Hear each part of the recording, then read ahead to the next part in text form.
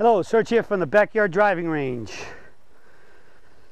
All right, today's question comes in from Pierre Advedisian, and he says, "Hi Don, I want to thank you for your daily videos. I'm enjoying them very much. I have two questions. One, is it not true?" Now I'm going to read this really slow because you got to think about this. He's throwing a lot at us here. And hopefully we can make sure we're getting what he's actually asking. Number one, is it not true that the ball position at address, in parentheses, at address, is determined by a straight line from the tips of your shoes crossed by a perpendicular line to where the ball is placed? Yes. All right, I will rephrase that. The tips of your shoes, the line at the tips of your shoes. So he's talking about a straight line out from somewhere on your aiming line, wherever you want that ball to be. So, if you take, like, this podium is my aiming line, the top here is the aiming line, the bottom is the toe line, then a straight line out, like if I take this stick here from the toe line, depending on where we want the ball to be. Okay, so that's what he's asking. Number two, is it true that to draw a ball, the left foot should be slightly forward from the two parallel aiming lines, and to fade the ball, the left foot should be slightly back of the two aiming lines for a right-handed player? Best regards, Pierre.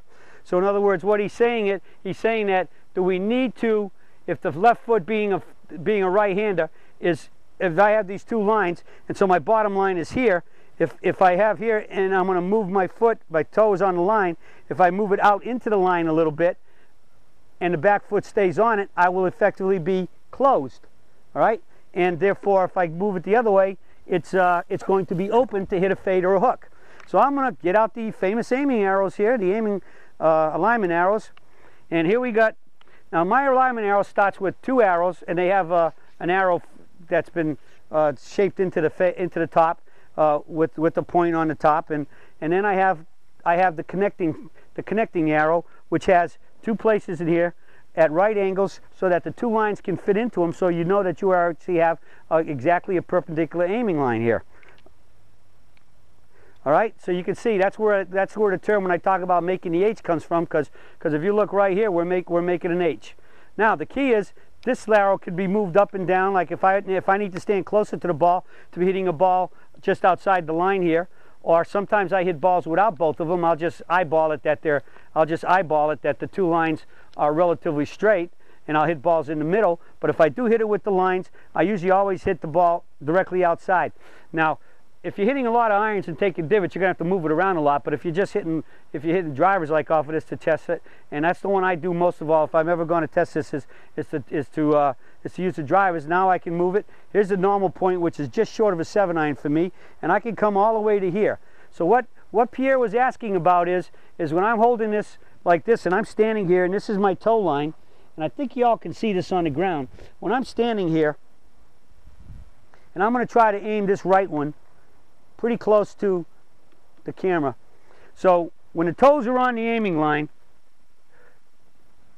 this center line is the one that tells us our ball position. And we play, to stand here from this view, we play wedges through the 7-iron in the middle. And remember, we determine middle by the ankles, because you could have, if you're like me and you tend to open your forward foot a little more than 30 degrees, or I do it a lot more than 30, notice my ankles coming in as my toe opens. And remember, you try to keep it real close to the toe line until you really get after about 50 degrees. You might have to have the foot off the line, because if you keep this on the aiming line when you got about 50 degrees or more opening, your weight's going to be able to fall forward. So you have to keep your toe off of it a little bit, sort of like it's an open position, so that you can shift your weight from ankle to ankle and when you bump. So when you're standing here, depending on what I'm hitting, if I'm hitting a 7-iron, I'll place the ball right over here at the ball position, okay, on the ball line, and I will keep this looking at it in the middle of my toes. So for now, I'm going to flip this around so you can see what I'm talking about from the ball position, okay?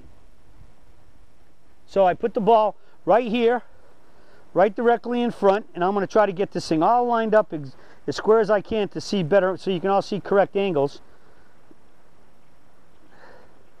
All right, so I'm going to stand in here, and I'm going to have my ball there to hit. So I'm going to try to be about dead centered of my ankles.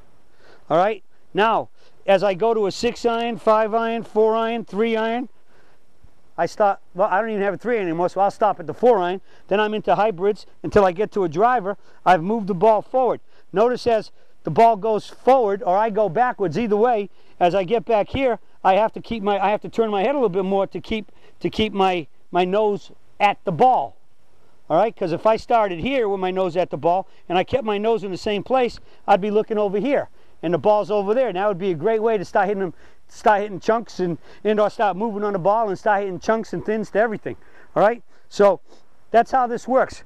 Okay, so that center line is what creates the crossbar of the H, and that tells us our ball position. So even when I walk in without a line and I put my feet on and I walk in and I put the club down, I'm always drawing this toe line.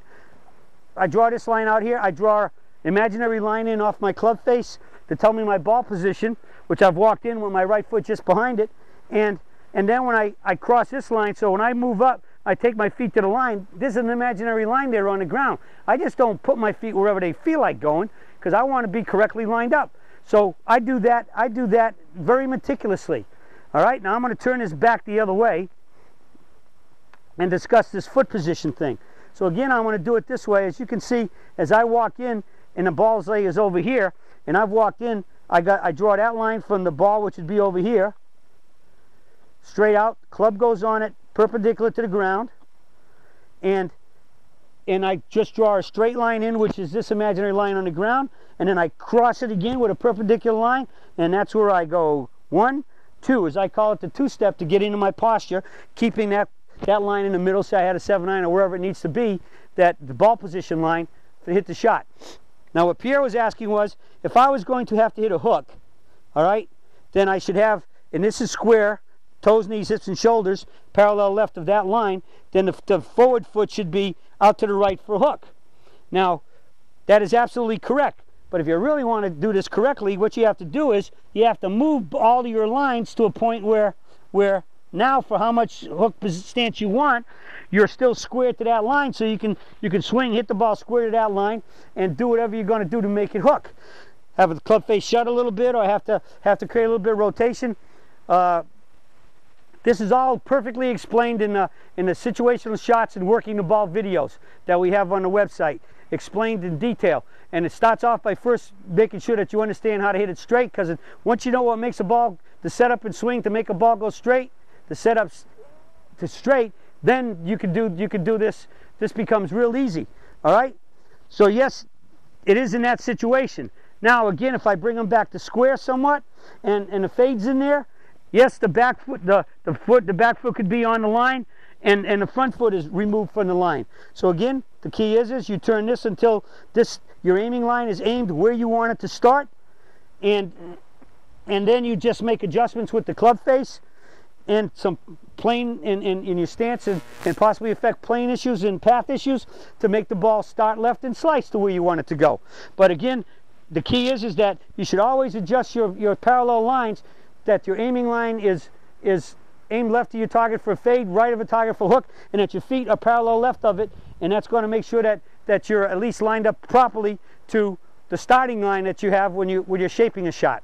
Okay, so hopefully this explains this to everybody else. It's and you got an understanding that Pierre was absolutely right in both of his questions, and hopefully if some of you had some confusions or doubts or were a little uncertain, that you all know the correct answer to those 2 questions now, and it'll help you line up more correctly, whether you're hitting the ball straight or curving it, so that you can hit it more solid. And in some cases, if you're trying to curve it, you don't want straight, you want curve, but you want the correct curve, because the worst thing there is to get a double cross, which means if you're trying to draw it, you end up pulling it on top of it, and or vice versa, you do just the opposite. Somehow you make a mistake and you get in there and hit a slice when you're trying to draw it, and that's what we call a double cross. So we don't want a double cross, we want it right all the time. So with all of that, that's it for the Surge for today on, I guess we could say, working the ball, and I'll be talking to you all again soon.